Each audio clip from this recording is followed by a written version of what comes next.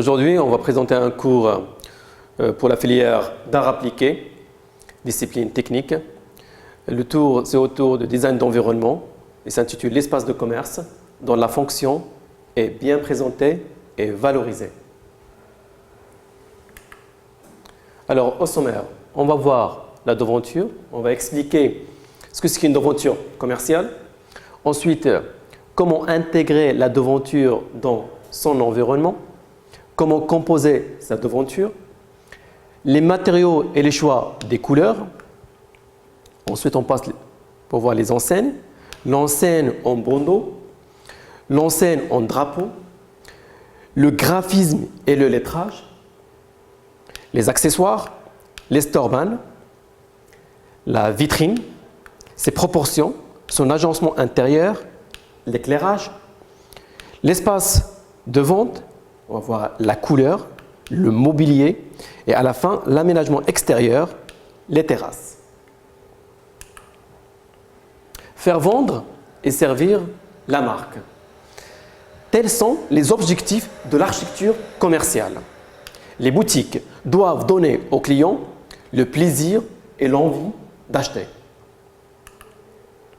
Quelques images de devanture des magasins que je présente ici. L'intérieur d'un commerce, comptoir par exemple, toujours l'intérieur d'un commerce, comment on représente les objets à vendre.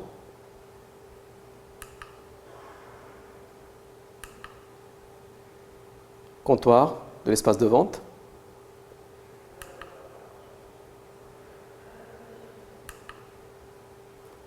Les stands qui font aussi partie du design de mobilier. Et ça rentre dans le cours de l'espace de commerce. Toujours les stands. Devanture de magasin, les deux façades. Alors, la devanture. La devanture, c'est la façade commerciale. Ici, vous avez quelques images de devanture que vous reconnaissez sûrement, des grandes enseignes. Alors, qu'est-ce que c'est qu'une devanture commerciale? Il s'agit de l'ensemble des éléments architecturaux qui composent la façade d'un commerce.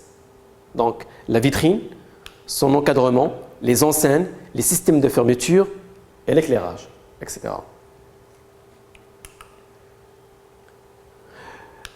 La devanture reflète l'image principale de l'activité, son identité et sa qualité.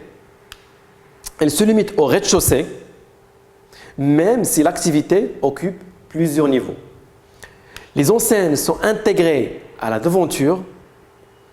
Elles sont constituées par toute inscription, forme ou image relative à l'activité exercée.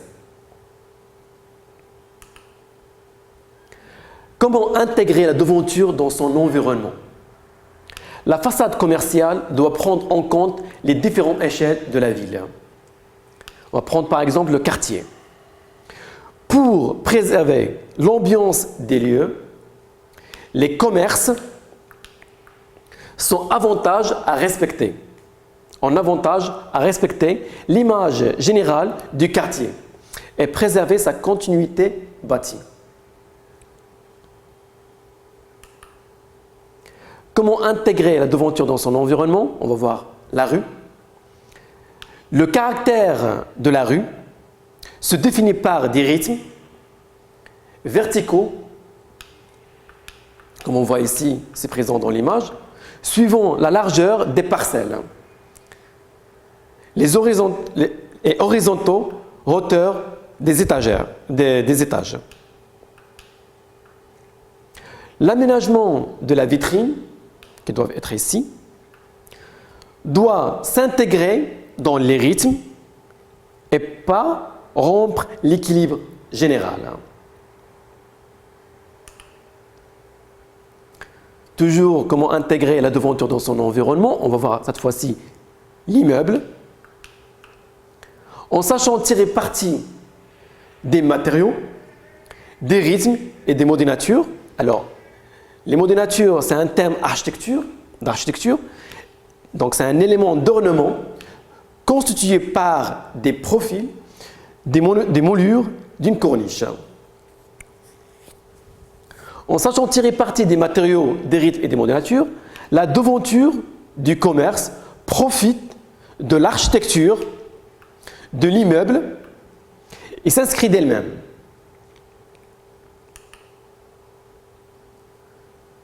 Comment on compose la devanture? La devanture doit être clairement délimitée. Elle est aménagée sous le bandeau séparant le rez-de-chaussée de l'étage. Elle ne doit pas dépasser les appuis de fenêtres du premier étage. Elle se distingue clairement de la partie habitation, hall d'immeuble.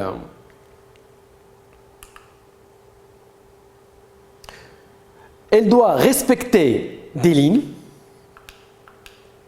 qu'on voit ici. Elle doit respecter des lignes de composition de l'immeuble. Elle équilibre les parties vitrées et les parties maçonnées. Elle s'aligne avec la composition des autres commerces de l'immeuble. Toujours comment composer sa devanture. Elle respecte les rythmes verticaux.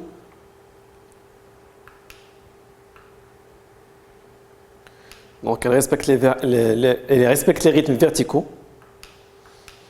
Alignement des parties vitrées, comme on voit ici. Donc, alignement des parties vitrées ou des portes d'entrée avec les fenêtres à l'étage supérieur. Elle respecte les limites entre les immeubles. Les matériaux. Limiter le nombre de matériaux utilisés en devanture et les choisir dans l'esprit de l'activité commerciale. On privilégiera le bois, peint, simple à entretenir et à repeindre, ou à défaut le métal laqué. Les matériaux réfléchissants, comme miroir par exemple, sont à proscrire sur des grandes surfaces pour des raisons de sécurité routière. Pour les choix des couleurs, définir un code couleur simple permettant de proposer une continuité entre l'intérieur et l'extérieur. Il est préférable de se limiter à 2 ou 3 couleurs, 2 ou 3 teintes choisies en harmonie. C'est cela qui va créer l'appel commercial. Optez pour des couleurs sobres et mates, de préférence sombres. Cela fera d'autant mieux ressortir votre enseigne. Des touches de couleurs plus toniques pourront être utilisées sur des surfaces limitées afin de souligner certains effets de la devanture. Ici, je donne quelques exemples de coloris. Alors, l'enseigne. L'enseigne en bandeau, il y a l'enseigne en bandeau et l'enseigne en drapeau. Donc, on va voir en premier l'enseigne en bandeau. Donc, l'enseigne en bandeau est posée traditionnellement au-dessus de la vitrine.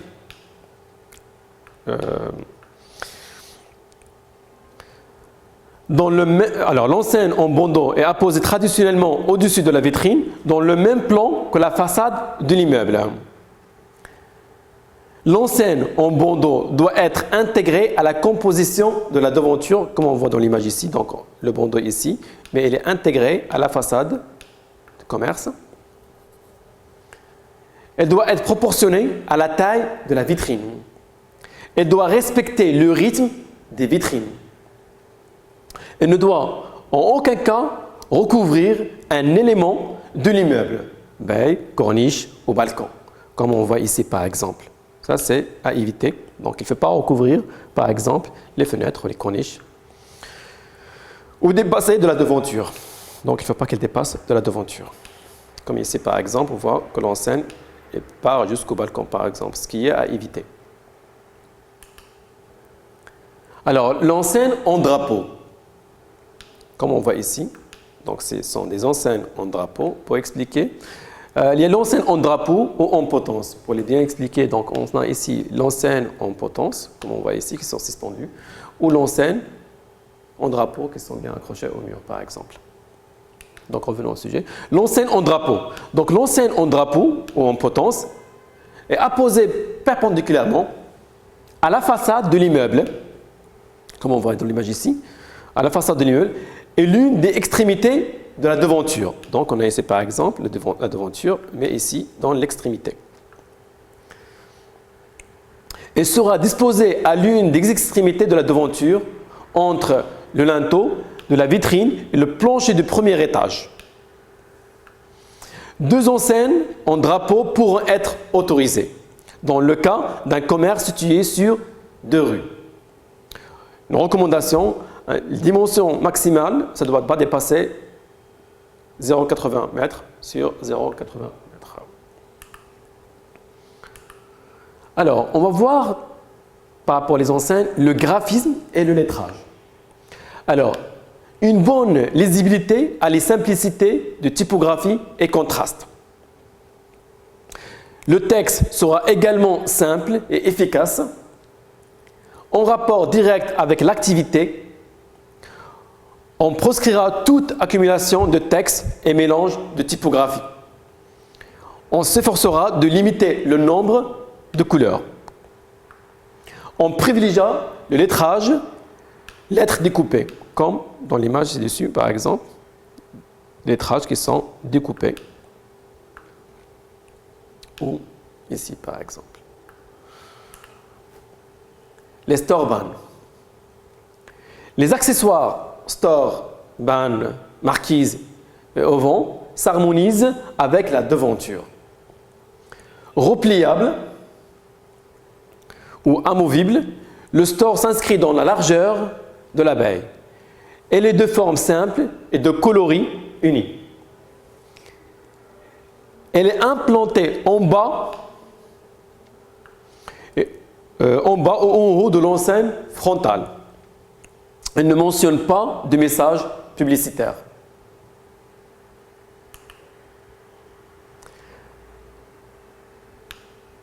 On va voir la vitrine. Ses proportions. Éviter une devanture sans vitrine fixe. Adapter la vitrine au type de la devanture choisie. Son agencement intérieur. Recommandation. Les fonds d'étalage ne doivent pas être visibles de la vitrine. Être d'une disposition simple, claire, aérée avec une unité de couleur. Présenter un choix de produits cohérents. Éviter la décoration excessive. Toujours pour la vitrine, on va voir cette fois-ci l'éclairage. Donc, orienter l'éclairage vers l'endroit où l'on souhaite que les clients regardent.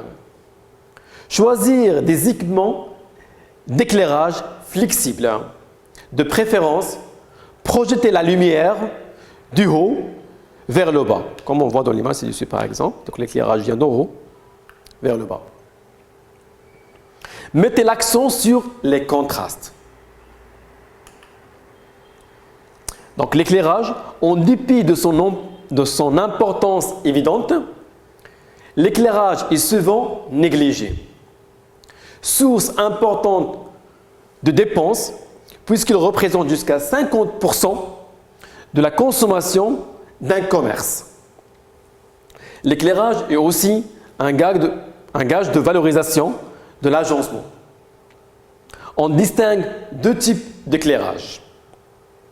L'éclairage de base, c'est l'éclairage général du point de vente. Elle est conçue pour voir et engager le client à circuler dans l'ensemble de la surface de la vente ou l'éclairage de la mise en scène ou d'accentuation. C'est l'éclairage ponctuel qui permet l'accent sur certains produits, certaines zones. Et elle permet de créer aussi bien des contrastes de couleurs,